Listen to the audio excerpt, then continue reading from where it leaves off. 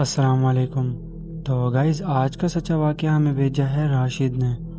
تو یہ واقعہ بہت زیادہ خوفناک ہونے والا ہے، اور یہ واقعہ ہے قبرستان کے پیچھے والا راستہ۔ تو چلیے یہ واقعہ راشد کی زبانی سنتے ہیں۔ السلام علیکم بھائی، میرا نام راشد ہے اور میں کراچی کے علاقے کورنگی کا رہنے والا ہوں۔ میں تمہیں ایک ایسا واقعہ بتانے لگا ہوں جو آج بھی سوچوں تو بدن میں کپ کپی دوڑ جاتی ہے۔ یہ واقعہ 2019 کا ہے۔ اس وقت میں ایک پرائیویٹ کمپنی میں نائٹ شفٹ کام کرتا تھا۔ میری ڈیوٹی رات کے 12 بجے ختم ہوتی تھی۔ گھر واپس آنے کے لیے ایک سیدھا راستہ تھا، لیکن وہاں سے آدھا گھنٹہ لگتا تھا۔ اسی لیے میں ہمیشہ وہ شارٹ کٹ لیتا تھا جو قبرستان کے پیچھے سے گزرتا تھا۔ شروع میں تو کچھ خاص نہیں ہوتا تھا، بس رات کی خاموشی، کبھی کبھی کتوں کے بھونکنے کی آوازیں اور ہلکی سی ٹھنڈی ہوا، بس۔ میں کئی دن وہیں سے راستہ استعمال کرتا رہا، مگر ایک رات کچھ ایسا ہوا جس نے میری پوری زندگی بدل دی۔ وہ جمعے کی رات تھی۔ بارش ہلکی ہلکی تھم چکی تھی، زمین ابھی بھی گیلی تھی اور فضا میں ایک عجیب سی بو پھیلی ہوئی تھی۔ رات کے تقریباً 1:15 بج رہے تھے۔ میں آفس سے نکلا اور ہمیشہ کی طرح اسی قبرستان والے راستے کی طرف چل پڑا۔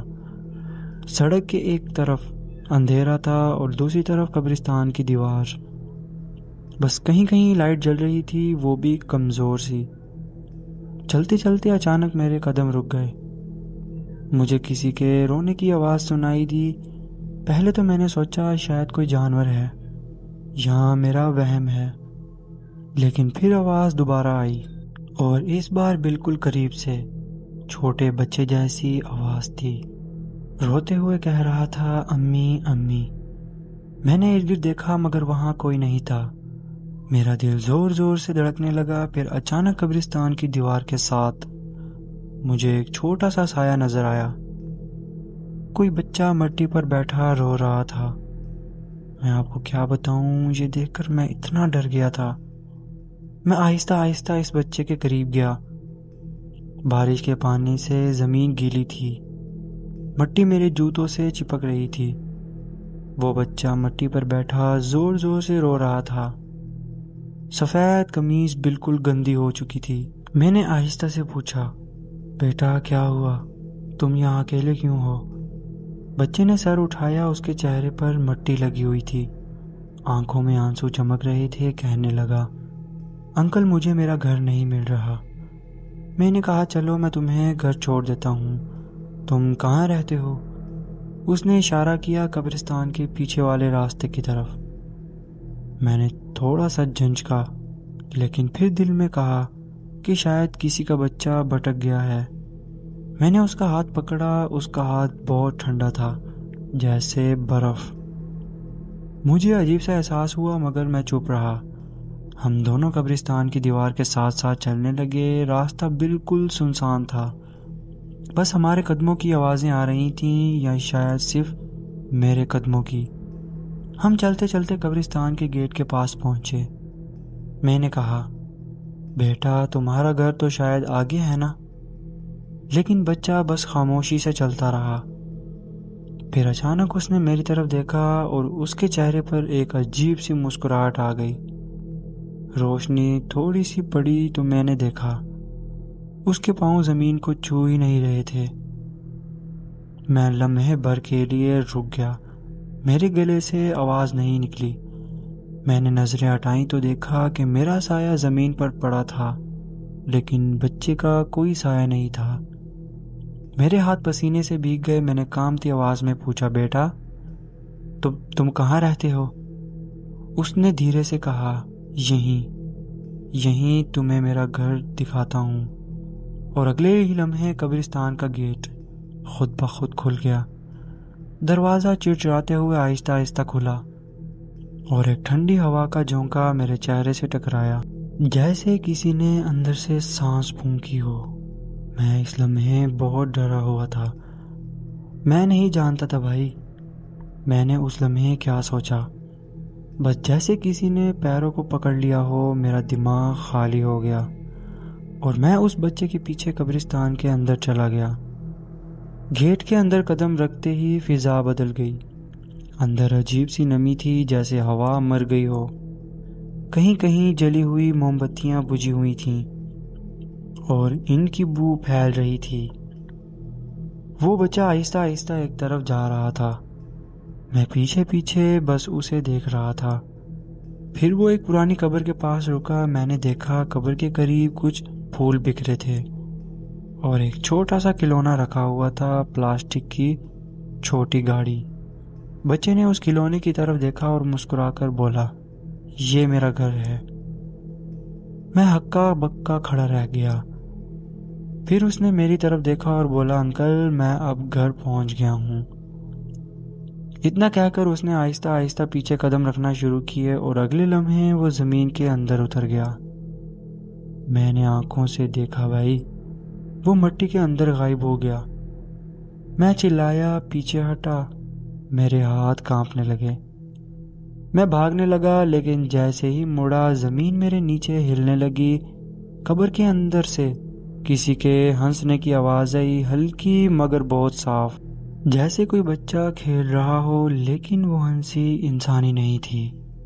میں پیچھے دیکھے بغیر دوڑنے لگا۔ بارش کا پانی کیچڑ بن گیا تھا۔ میں پھسل گیا، چہرہ مٹی میں جا لگا۔ جب میں نے اوپر دیکھا تو میرے سامنے ایک قبر کا پتھر تھا جس پر لکھا تھا احمد ولد سلیم، وفات 2012، اور وہی پلاسٹک کی گاڑی قبر کے پاس رکھی ہوئی تھی۔ میرے ہاتھوں سے مٹی گر رہی تھی اور میری نظریں اس کھلونے پر جمی تھیں۔ پھر اچانک میرے کان کے بالکل پاس کسی نے بھولے سے کہا، انکل آپ نے مجھے گھر جوڑ دیا ہے۔ شکریہ۔ میرا دل جیسے سینے سے باہر نکلنے لگا۔ میں چیخا اٹھا اور پوری طاقت سے قبرستان کے گیٹ کی طرف بھاگا۔ بار بار پیچھے سے وہی آواز آ رہی تھی، انکل انکل، مگر میں مڑ کر نہیں دیکھتا۔ مجھے پتا تھا اگر میں نے دیکھا تو بہت برا ہوگا، کیونکہ میں نے اپنے بڑوں سے سنا تھا کہ ایسے لمحے میں پیچھے مڑ کر نہیں دیکھنا چاہیے۔ میں کسی طرح دوڑتا ہوا گھر پہنچا، دروازہ زور سے بند کیا اور زمین پر بیٹھ گیا۔ سانس پھول رہی تھی، دل اتنا تیز دھڑک رہا تھا کہ لگ رہا تھا ابھی بس رک جائے گا۔ امی جاگ گئیں اور بولیں، کہاں تھے تم راشد؟ تمہیں ہوش ہے؟ کتنی رات ہو گئی؟ میں نے کچھ نہیں کہا، صرف اتنا بولا، امی باہر کوئی نہیں جائے، کوئی نہیں۔ پھر میں سیدھا اپنے کمرے میں جا کر بستر پر گر گیا۔ ساری رات مجھے بخار چڑھا رہا۔ کبھی لگتا کوئی میرے بستر کے پاس کھڑا ہے، کبھی لگتا جیسے کوئی میری ٹانگ پکڑنے والا ہے۔ صبح جب آنکھ کھلی تو امی نے کہا، رات کو تم دروازے کے پاس کھڑے تھے، کسی سے بات کر رہے تھے۔ میں کانپ گیا۔ میں نے کہا، امی میں تو ساری رات اپنے کمرے میں تھا۔